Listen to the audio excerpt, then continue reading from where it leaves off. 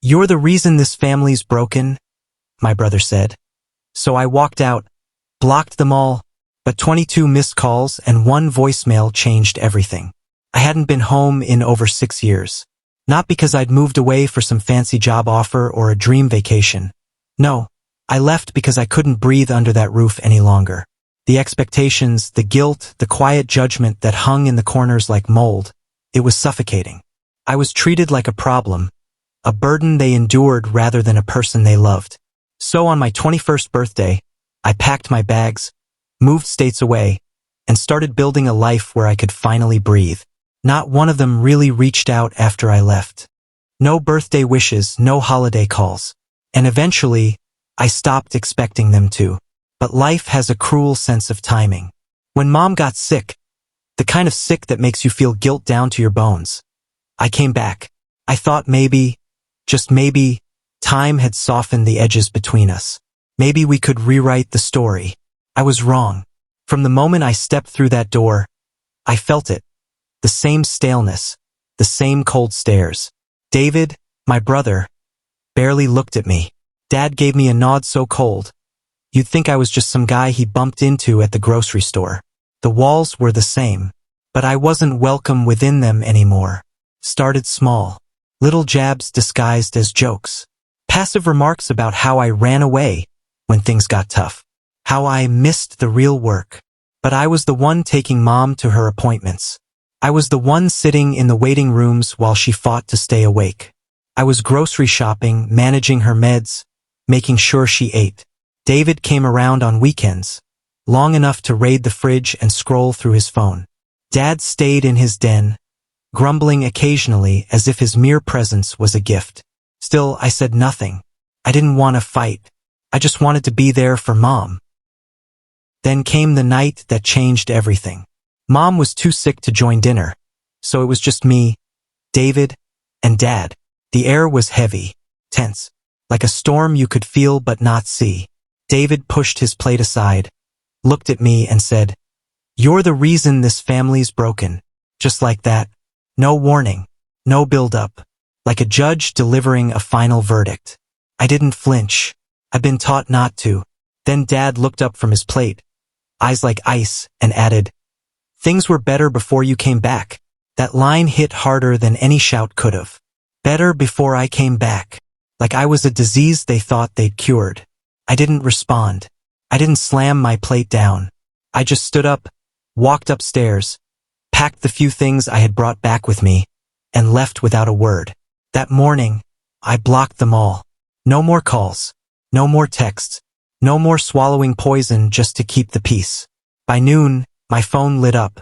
22 missed calls. One voicemail. And that voicemail changed everything. I didn't answer. I just stared at the screen, waiting for it to say something more. No texts. No follow-ups. Just calls.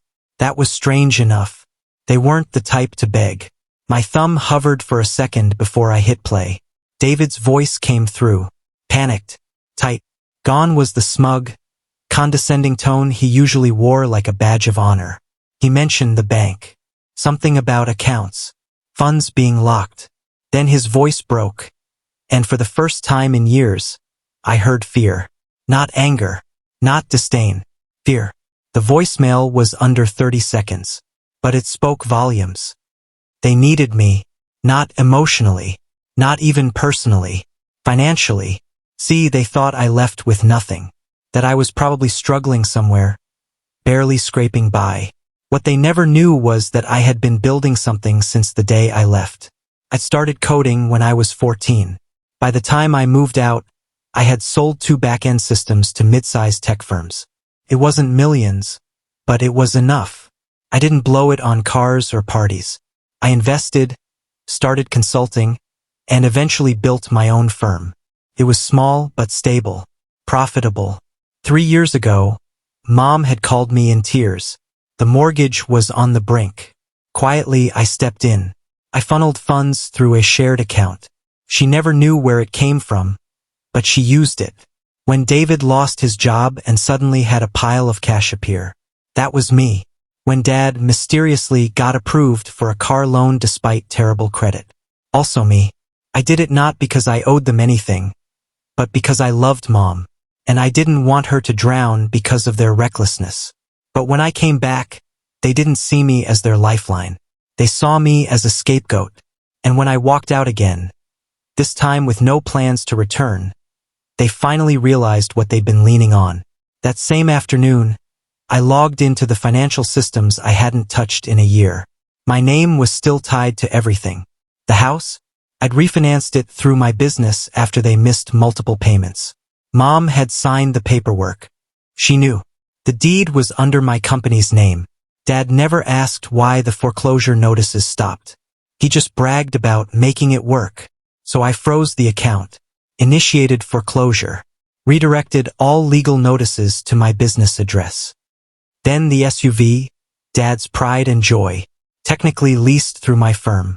He hadn't paid in 2 months. I'd let it slide. No more. I reported it as delinquent. Repossession was initiated. David's startup, or whatever was left of it, was built on a loan Mom co-signed. He defaulted. I paid it off to protect her credit, which meant the debt and all assets were legally transferred to me. That included a crummy warehouse and some outdated equipment. I liquidated everything. It wasn't about money. It was about truth. By the end of that day, every net I had ever secretly provided was cut. Every lifeline severed. They were on their own. Then the noise started. A neighbor posted a photo of a tow truck hauling away the SUV. Comments flooded in. Concerned. Nosy. I watched from a distance. Midweek, the first public foreclosure notice went live online. Not yet on the lawn, but official. Irreversible. David went public too, crying on LinkedIn about sudden sabotage and betrayal. His startup was shutting down.